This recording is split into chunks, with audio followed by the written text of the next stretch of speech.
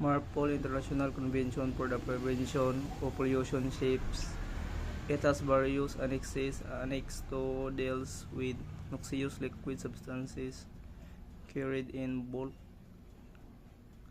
The goal of Annex 2 is to regulate prevent pollution from ship operation involving NLS, specifically the discharge of residues, tank washings, ballast that contain these substances.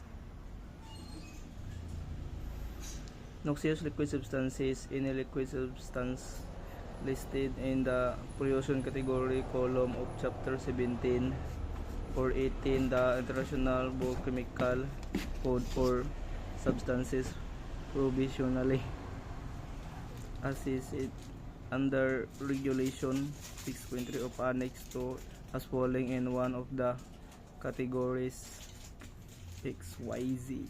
Other substances OA substances evaluate and found to fall outside XYZ categories considered to present little or no hazard when discharged from operation like tank cleaning en route.